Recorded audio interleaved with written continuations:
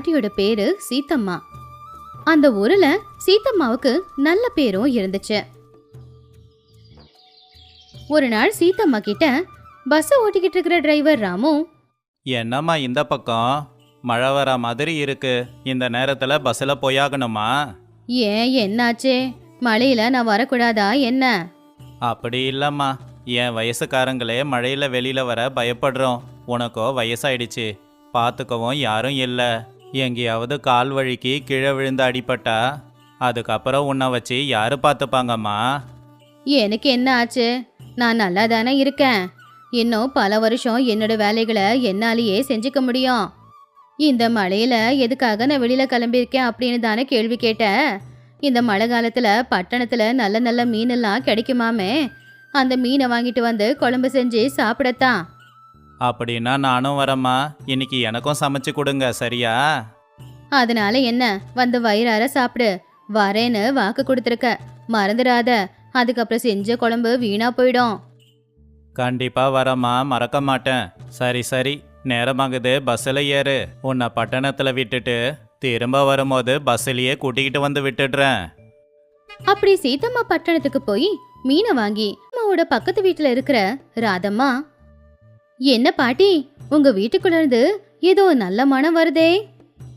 ஒன்னும் இல்ல, மீன் குழம்பு செஞ்சுக்கிட்டு இருக்கேன். ரொம்ப நாள் ஆச்சுல மீன் சமைச்சு, அதனாலதான் பட்டணத்துக்கு போய் மீன் வாங்கிட்டு வந்து சமைக்கிறேன். ஆஹா, எவ்வளோ நல்ல செய்தி சொல்லியிருக்க. எத்தனை நாள் ஆச்சு நீ சமைச்ச மீன் குழம்பு சாப்பிட்டு. இந்த ஊர்ல உன்ன மாதிரி யாராலையும் மீன் குழம்பு செய்ய முடியாது. என் புருஷனோ இப்படிதான் சொல்லுவாரு. அதுலயும் என் பிள்ளைங்க மீன் குழம்பு செஞ்சு கொடுத்தா ஒரு பொடி சோறு கூட மிச்சம் வைக்காம முழுசா சாப்பிட்டுருவாங்க. கடைசியில ஒரு மீன் கூட எனக்கு மிச்சம் இருக்காது. ஆனா தாய் மனசாச்சே, பசங்க திருப்தியா சாப்பிட்றத பார்த்தா எனக்கும் சந்தோஷமாயிடும் அப்படின்னு சொல்லி சீத்தம்மா அழ ஆரம்பிச்சிட்டாங்க. என்னாச்சு பாட்டி, ஏன் அழுதுகிட்டு இருக்கீங்க? நான் ஏதாவது உங்களை கஷ்டப்படுத்திட்டேனா? அடட, அப்படியெல்லாம் ஒன்றும் இல்லைம்மா. அந்த காலத்து ஞாபகம் வந்துடுச்சு. என் புருஷன் என் பிள்ளைங்க எல்லாம் என் கூட இருக்கும்போது எனக்கு எந்த கஷ்டமும் தெரிஞ்சதே இல்லை. வாழ்க்கையில கஷ்டம் இருந்தாலும் பசங்க சந்தோஷமா இருக்கிறத பார்த்து நானும் சந்தோஷப்படுவேன். எனக்கும் என் புருஷனுக்கும் எவ்வளோ கஷ்டம் இருந்தாலும் அதை பசங்க முன்னாடி மட்டும் காட்டிக்கிட்டதே இல்லை. அப்போ நானும் என் புருஷனும் என் பிள்ளைங்களோட வாழ்ந்துக்கிட்டு இருந்தது சின்ன குடிசையில. அதிகமாக மழை பெஞ்சதுன்னா தண்ணியெல்லாம் வீட்டுக்குள்ள வந்துடும். வெயில் காலத்துல அந்த வீட்டுக்குள்ளார தூங்கவே முடியாது. ஆனா பசங்களுக்கு மட்டும் எந்த குறையும் வந்துடக்கூடாதுன்னு நாங்க 2 பேரும் ஒரு வேளை சாப்பிட்டு பசங்களுக்கு 3 வேளை சாப்பாடு போட்டு படிக்க வச்சுக்கிட்டு இருந்தோம்.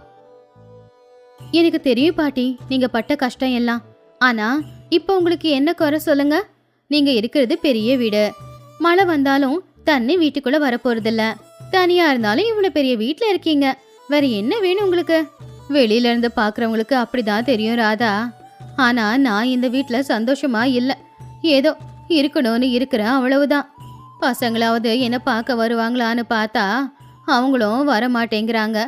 சரி பரவாயில்ல, நம்மளாவது அவங்கள பார்க்க போலான்னு பார்த்தா எனக்கு போக நேரமும் கிடைக்க மாட்டேங்குது.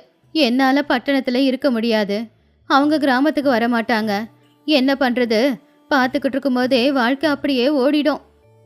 அப்பதான் அங்க வந்த ராமு, அம்மா, மீன் குழம்பு வாசம் தெரு வரைக்கும் வந்துடுச்சு, சீக்கிரமா போடுங்க, சாப்பிட்டுட்டு போறேன். வந்துட்டியா ராமு? பரவாயில்ல, ஏதோ இந்த அம்மா கூப்பிட்டாங்களேன்னு வந்திருக்கிய. போனா போகுது கிளவி, சும்மாதான் கூப்பிடுதுன்னு சொல்லி வராம விட்டுடல. அப்படி சீத்தம்மா பாட்டி ராமுவுக்கு சாப்பாடு பரிமாறினாங்க. ராமுவும் வயிறார சாப்பிட்டுட்டு, ஆஹா, மீன் குழம்பு என்ன ருசியா இருக்கு. என்ன இருந்தாலும் உன் கைப்பக்குவமே தனிதான். உன் கையால சாப்பாடு சாப்பிட நான் கொடுத்து வச்சிருக்கணும். நீ எப்போ மீன் குழம்பு வச்சாலும் என்னை கூப்பிடு, நான் நிச்சயமா வந்து சாப்பிட்டுட்டு போறேன், சரியா? சீத்தம்மாவும் சிரிச்சுக்கிட்டே சரி அப்படின்னு சொன்னாங்க. இப்படியே நாட்களும் போச்சு. ஒரு நாள் சீத்தம்மா சாப்பாடு பரிமாறிக்கிட்டு சாப்பிட உக்காந்துருந்தாங்க. அப்பதான் அந்த பக்கமா வந்து நின்று சின்ன பசங்க சீத்தம்மாவோட வீட்டு வாசல்ல உக்காந்து பேசிக்கிட்டு இருந்தாங்க. டே சீனு, இந்த வீட்டில இருந்து நல்ல மனம் வருதுடா. என்ன சமைச்சிருக்காங்கன்னு தெரியலல்ல? வேற என்னடா, மீன் குழம்பு தான். அந்த வாசனை கூடமா உனக்கு தெரியல? வாசமே ரொம்ப நல்லா இருக்குடா. அவங்க பேசுனது கேட்டு சீத்தம்மா வெளியில வந்து, பசங்களா இன்னைக்கு எங்க வீட்டுல சாப்பிடுறீங்களா? உங்க வீட்லயா? ஆ, எங்க வீட்ல தான். என் கூட சேர்ந்து சாப்பிடுங்கன்னு உங்ககிட்ட சொல்றதுக்கு ஒரு காரணமும் இருக்கு. என்ன பாட்டி அது? மீன் குழம்பு செஞ்சிருக்கேன். ஆனா தனியா உட்காந்து சாப்பிடணும்னா கஷ்டமா இருக்கு. ஏன்னா தனியா உட்காந்து சாப்பிடும்போது என் பேர பிள்ளைங்க ஞாபகம் வந்துருச்சு எனக்கு. உன் பேர பசங்க எங்க இருக்காங்க பாட்டி? அவங்க பட்டணத்துல இருக்காங்க. இப்போதைக்கு வர மாட்டாங்க. நீங்க 2 பேரும் இங்க இருக்கீங்கல்ல, இன்னைக்கு நீங்க என் கூட உட்காந்து சாப்பிடுறீங்களா? சரி பாட்டி, சாப்பிட்றோம். அப்படி ராஜு சீனு 2 பேருமே சேர்ந்து அன்னைக்கு சீத்தம்மா கூட உட்காந்துக்கிட்டு வயிறார சாப்பிட்டாங்க. சில நாட்களுக்கு அப்புறமா ஒரு நாள் ராஜு அவங்க அப்பா கிட்ட போய் இப்படி சொன்னான். அப்பா, அன்னைக்கு நான் சீதாம்மா பாட்டியோட வீட்ல மீன் குழம்பு சாப்பிட்டேன். அவங்க வீட்ல போய் யாருடா உன்னை சாப்பிட சொன்னது? ஏன் நம்ம வீட்ல சாப்பிட சாப்பாடு இல்லையா என்ன? அப்படி இல்லம்மா, அந்த பாட்டிக்கு அவங்க பேர பசங்க ஞாபகம் வந்துடுச்சாம்மா. அதனால கூட உட்காந்து சாப்பிட சொன்னாங்க. நாங்க சாப்பிட்டோம். சேச்சே, நான் என்ன உன்னை அப்படியாடா வளர்த்து வச்சிருக்கேன்? இன்னொரு தடவை அவங்க வீட்டுக்கு போன உன் காலை வெட்டிடுவேன். தேவி, நீ கொஞ்சம் நிப்பாட்றியா? உனக்கு அந்த சீதம்மா பாட்டியை பற்றி என்ன தெரியும்? ஒரு காலத்தில் பணக்கார குடும்பம்னா அது அந்த சீதம்மா பாட்டியோட குடும்பம் மட்டும்தான். சீதம்மாவோட வீட்டுக்காரரு நம்ம ஊருக்கு நிறைய உதவி பண்ணியிருக்காரு. சீதம்மா கூட எல்லாருக்குமே உதவி பண்ணியிருக்காங்க.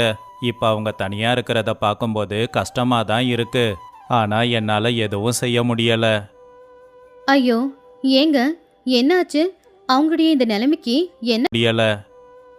ஐயோ, ஏங்க என்னாச்சு?